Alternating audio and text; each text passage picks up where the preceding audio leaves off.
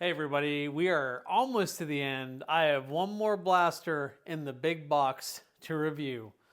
And I have saved the simplest one for last. This is the N Series N1 dart firing Ward. An interesting name because it conjures up the name Warden, which was, not an amazing blaster for Nerf. But the name aside, I used this one a bit when I was down in Rhode Island.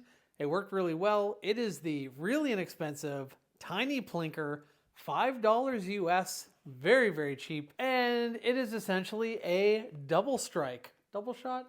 Double strike? I think double strike. So it fires one dart from the top and then a dart from the bottom. So let's take this blaster out of the packaging. Inside there are 2 darts. All of the other blasters, you get double the darts. This one, we just get 2.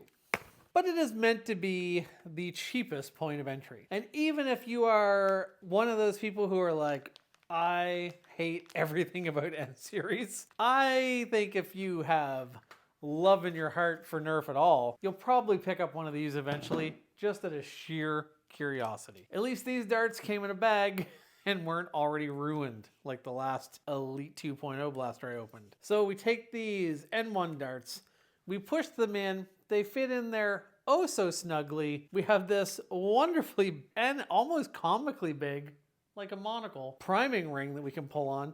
I really like the simple colors of this. Very, very simple orange. I kind of want to get a little white marker and paint the logo on the other side. I like the contrast with this blue plunger tube. The trigger is kind of thin, which I don't know that I would have noticed that, but somebody asked me how thick the trigger was. And I was like, oh, that's interesting. That must mean there's something weird about it. So it is a little thin, but it's rounded. It's fine. It's not going to chop your finger off by any means. This all feels pretty good. And I don't usually watch other, wow, I'm not very good at that. I don't usually watch a whole lot of other review videos before I review something, especially if it's new. I did happen to see Drax's video on the Ward. It just came up. I watched it while I was working away. And I know he mentioned that he found it fairly spinnable. I don't do a lot of blaster spinning, but I would agree. It is pretty spinnable. One kind of cool thing from when I was down there and talking to the engineers and the developers of the blaster, my camera setup is a lot darker than usual. One really interesting conversation we had with Hasbro and the developers and the people who worked on the N Series is that when they were developing a new smart AR to work with the new darts with the nub on the end instead of our traditional Elite dart, they had to redevelop the air restrictor system. That is the system that lets you fire a dart and then prime it and fire the next dart, then prime it, and in some blasters keep firing darts, like the Rough Cut or the Triad or a whole bunch of blasters that use smart ARs.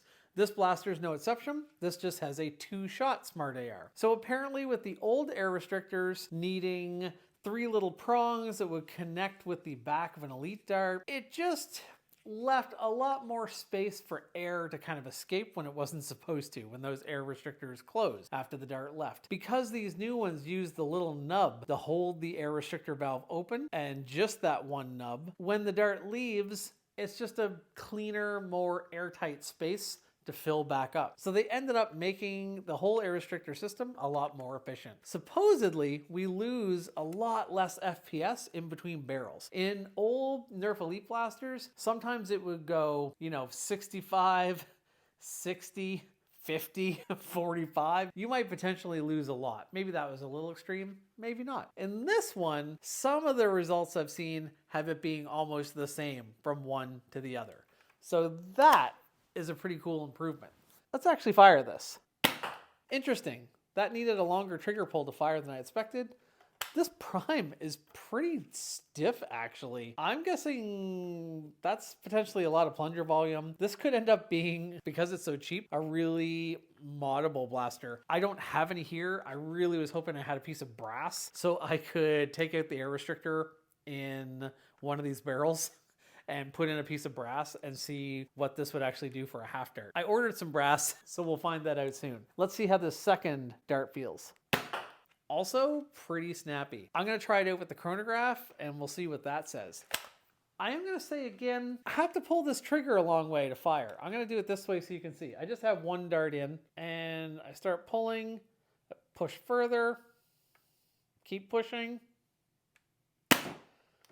and then it fired. It takes a little bit too much force, in my mind, for this blaster to fire. I didn't really like the trigger pull of this.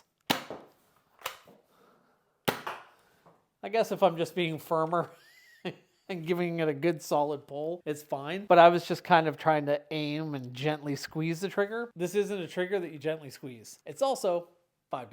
Let's see what the chronograph says. 92. 87 from our second one. Not bad.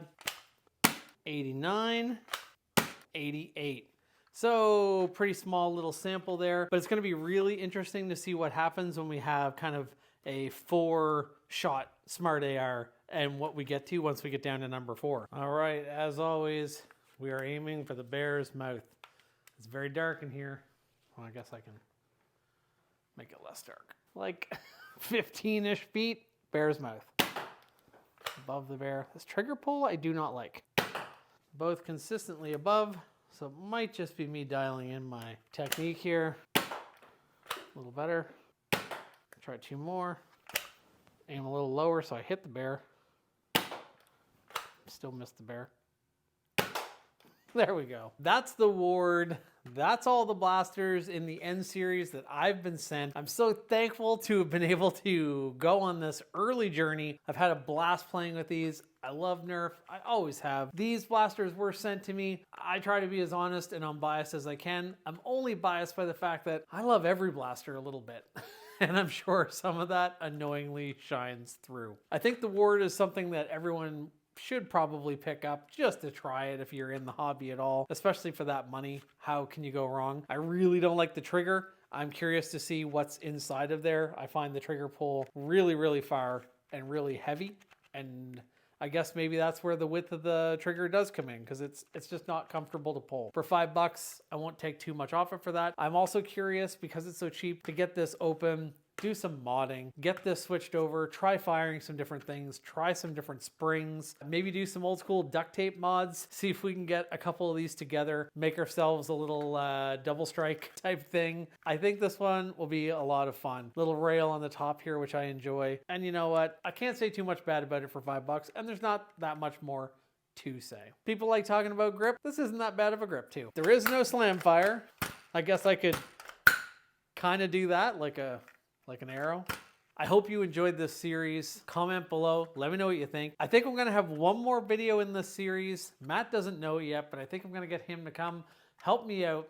And we are going to set up some targets at range, and we're going to bust open my big old pack of N1 darts. I'm going to get a brand new pack of Adventure Force waffles, and we are going to do some comparisons and some testing and just see how accurate are the N1 darts. I've already said in previous videos, I don't think they're the most accurate thing in the world. I do think they're better than old Elite darts, but I've seen different people who I respect a lot say they can't hit anything at 15 feet away or 20 feet away. And I've certainly been able to do that. So I'm curious to kind of get out a little bit further at length, at range, and get a bit more feel for the darts, because I'm curious. For most of my purposes, I'm doing stuff indoors. I don't need the craziest range, but we always want to be able to hit things when they're far away. All right, everybody, that's the Ward. Maybe this could have been tied in with another one, but I got along the path and was like, maybe I'll do one for every blaster. Let me know if there's something you want to see next, if you have any questions about the N Series line, or now that I'm in this train of long form, if there's a blaster you're dying for me to talk about. If I have it, I'd love to. I'll talk to you all soon. Bye-bye.